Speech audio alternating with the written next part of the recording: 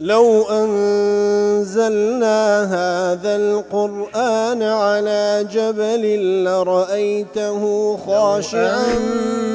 أنزلنا هذا القرآن على جبل لرأيته خاشعا أنزلنا هذا القرآن على جبل لرأيته خاشعا متصدعا من خشية وتلك الأمثال نضربها للناس لعلهم يتفكرون.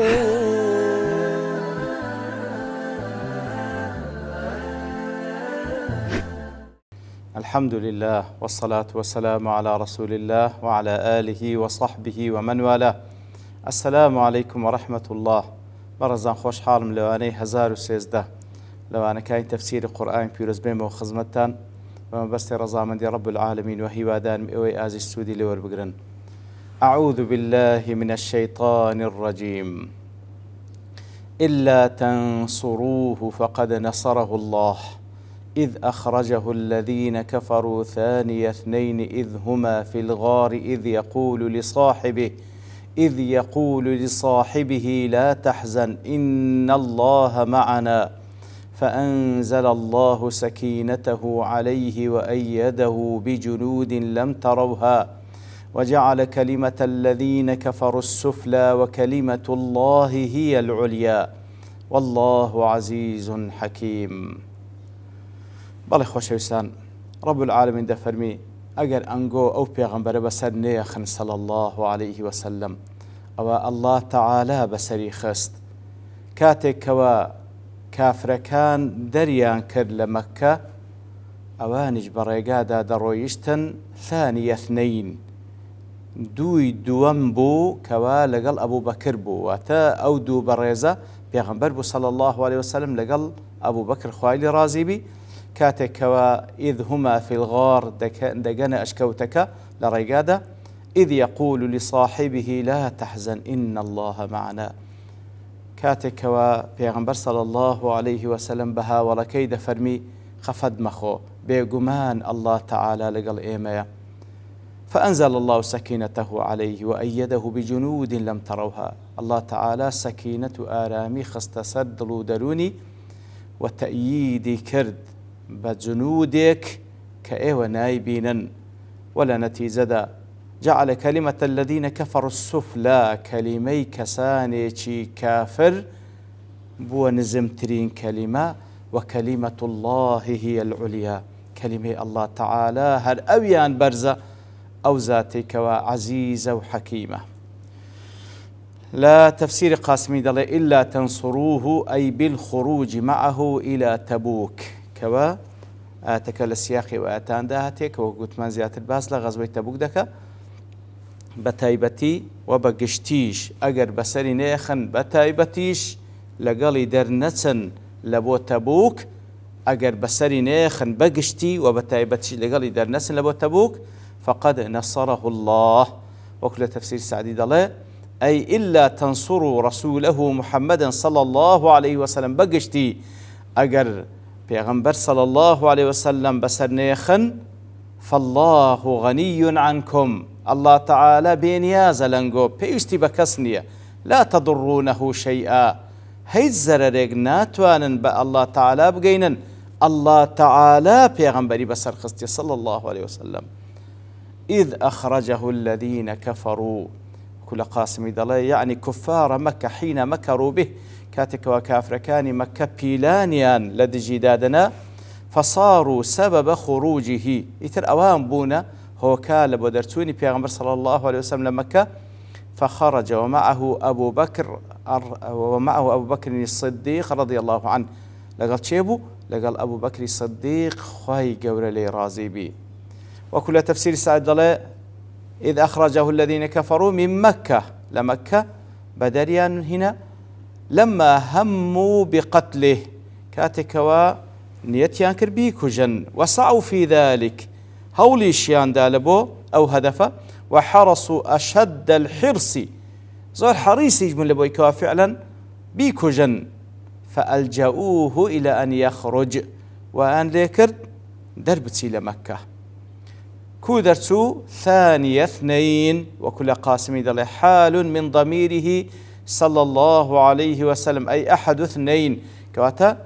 بيغمبر صلى الله عليه وسلم درتو حالتك كوبو ثاني اثنين بو وتدو كزبون بخويو بأبو بكر خوالي رازيبي إذ هما في الغار كذا جنا غارك وأشكوتك ديار غار وكل قاسم دل نقب في أعلى ثور كواتا نقب في والغار نقب في أعلى ثور كواتا لغاري ثور يا لغاري ثور لوندري أشكوتك بو للتكي أو تيايا وهو جبل في الجهة اليمنى من مكة تيايك أو تيايك أو أشكوتي لي لجهة ليراستي مكة على مسيرة ساعة بدوري ساعتك مكث فيه ثلاثا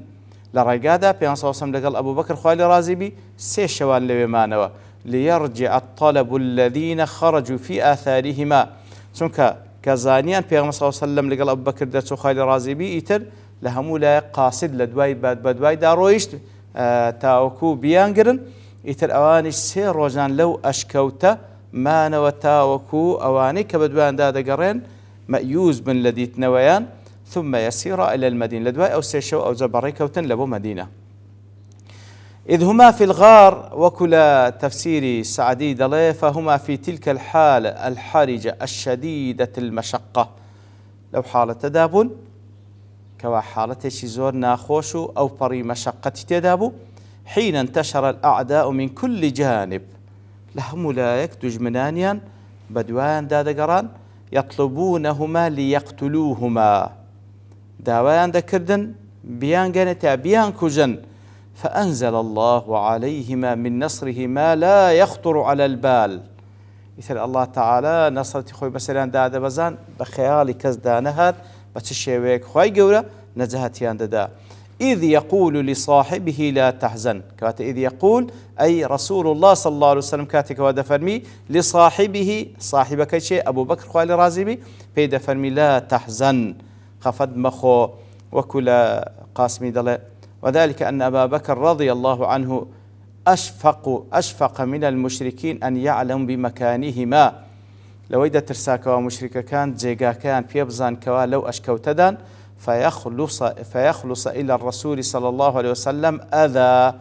إثلو ترساك وبيهنغانيو أزاري بيغمبر بدن صلى الله عليه وسلم وطفق يجزع لذلك إتر أوابو كوا ترسي أبو بكر لأوابو كوا خوالي رازبي دستي قلابي مشركة كان بقاته بيغمبر صلى الله عليه وسلم آزاري بدن لبر أوهي زور نار حدبو فقال له رسول الله صلى الله عليه وسلم لا تحزن إتر بيغمبر صلى الله عليه وسلم بيدا فرمي خفت مخوه وكل من هاجي السنة ضل ابن تيمية رحمة الله ضل وقيل ليس في نهي أبي بكر عن الحزن ما يدل على وجوده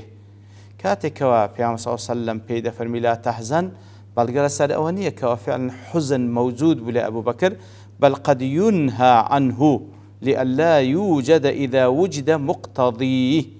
كواتا بل جلس الأولانية كوا أو حزني هبو لو يبيان صلى فرمي لا تحزن بلكو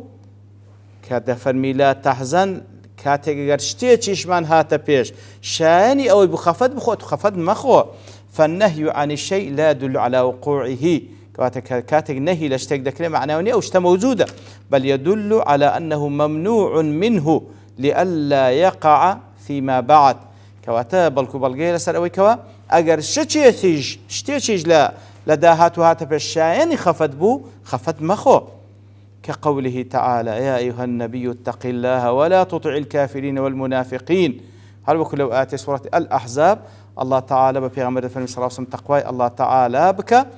إطاعة وجوراء الكافر المنافق كان مكة فهذا لا يدل على أنه كان يطيعهم خو معنى ونية كبير صلى الله عليه وسلم إطاعة عندك دفرمي لداهاتوش بهج شويك بخيال داني إطاعة بكي فقوله لا تحزن لا يدل على أن الصديق قد حزن لكن من الممكن في العقل أنه يحزن فقد ينهى عن ذلك لئلا يفعله كواتم مسألة أويا بلغانية لسروي أبو بكر خفتي دخوار نا أبو بكر ئەویش کەوا پەروەردەی دەستی پێغەمبەر صلی الله علیه وسلم نەخێر بەڵکو دەفەرمی ئەگەر شتێکی شاتە پێشانی خەفەت بخەفەت مەخۆ لا تحزن إن الله معنا أي بالنصرة والحفظ الله تعالى لقلمانا بسر خستني وباراستني لبوئما ديار معية الله تعالى وكم معي عامل أبو مسلمان وكافران الله تعالى وهو معكم أينما كنتم وكذا فرمي بعلم بقدرتي الله تعالى لقل همو كسيكو لهمو زيقاق علمي بيهيا ده صلاة شي بس ده شيء وهروها معية خاصة كوالير ده باس كراو لزيقاي دي كش أو معية خاصة بمعنى التأييد وتوفيق ونصرته أقلنا الله تعالى سبحانه وتعالى مستو على عرشه استواء يليق بذاته من فوق 7 سماوات سبحانه وتعالى لحديث ذاك وإمام أحمد وهروها أبو بكر بابن إمام أحمد وبخاري ومسلم رواياتيان كرديا لأبي بكر خويل الرازي بدفرمي نظرت إلى أقدام المشركين ونحن في الغار تفرمي كاتك كلا خزمت بيغمبر ده أبو صلى الله عليه وسلم لنا وأشكوتك أنت ما شاي بي مشرك كان مكر لكاتك ده كأيما لنا وأشكوتك وأن لبيج درجة أشكوت بون وهم على رؤوسنا وأن لسسري إيما بون ديار درجة أشكوتك النزمة فقلت يا رسول الله لو أن أحدهم نظر إلى قدميه أبصرنا تحت قدمي هذه يقولون بس تمشي جير بي خويبك إيمش دبيني واتا لبروي درجاي أشكوتك نزموا فقال يا أبا بكر ما ظنك بإثنين الله ثالثهما يا أبا بكر قمان السيادة باردو كاس الله سبحانه وتعالى سيميانا بنصرته بتأييد وكل مجموعي فتاواج دلي كاتك أخواي قولس دفرمي بيان صلى الله عليه وسلم لا تحزن إن الله معنا دلي كل من وافق الرسول صلى الله عليه وسلم في أمر خالف فيه غيره هر كسك موافقي بيغمبر صلى الله عليه وسلم لهر كارك كوا مخالفي غيري ويتدا وترأيك أبو مخالفي بيغمبر صلى الله عليه وسلم أو كسشتسو شوين كوتي بيغمبر صلى الله عليه وسلم لبرامبر مخالفه كهبو فهو من الذين اتبعوه في ذلك كوات هر كسك لقل بيغمبر صلى الله عليه وسلم أو هل لقل واتا مشمول بوي كوا من الذين اتبعوه في ذلك واتا اتباع بيغمبر صلى الله عليه وسلم وله نصيب من قوله تعالى لا تحزن إن الله معنا هر كسك شوين كوتي بيغمبر صلى الله عليه وسلم لقل رأي بيغمبر صلى الله عليه وسلم لدجي كسانك ومخالفا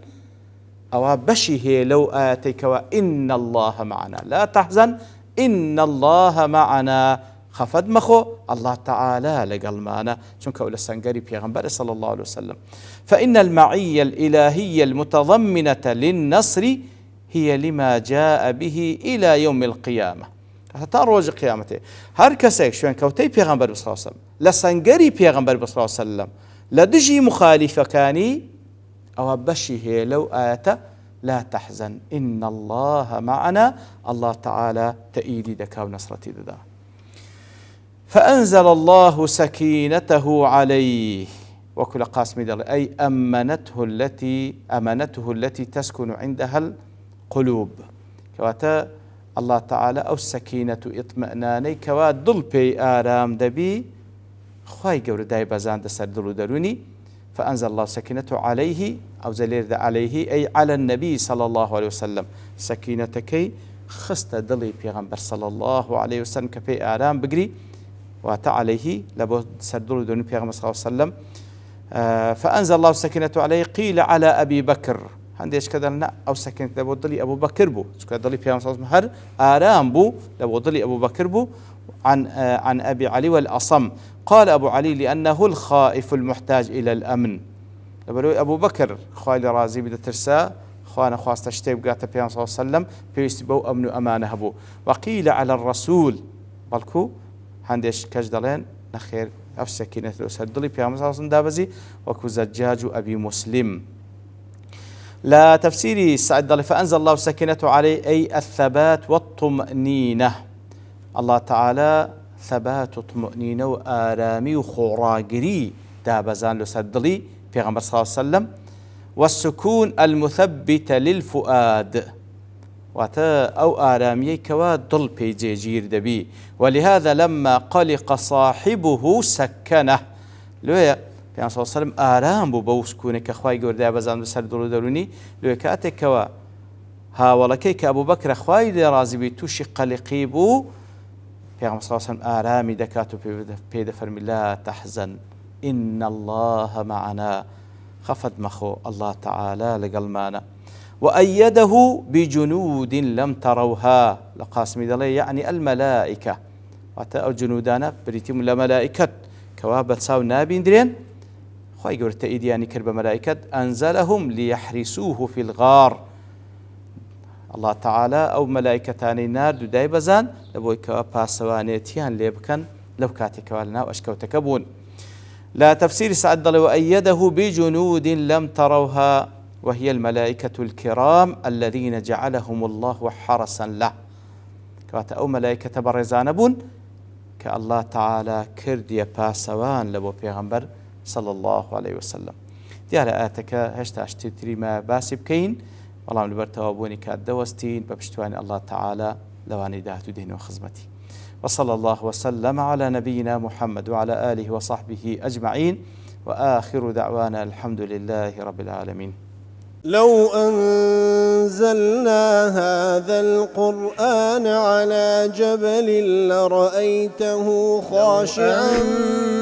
أنزلنا هذا القرآن على جبل لرأيته خاشعا أنزلنا هذا القرآن على جبل لرأيته خاشعا متصدعا من خشية وتلك الأمثال نضربها للناس لعلهم يتفكرون